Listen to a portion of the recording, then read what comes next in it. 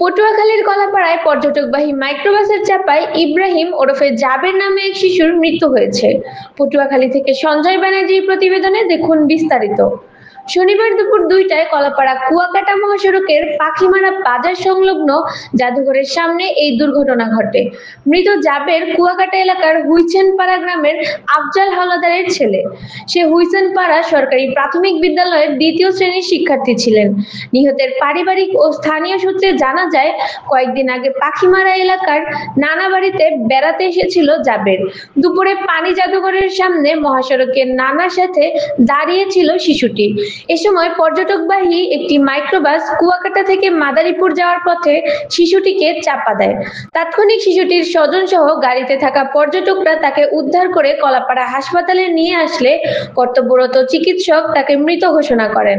কলাপাড়া থানার ওসি জুয়েল ইসলাম জানান, ঘটনাস্থলে পুলিশ পাঠানো হয়েছে। পরবর্তী আইনানুগ ব্যবস্থা গ্রহণ করা হচ্ছে।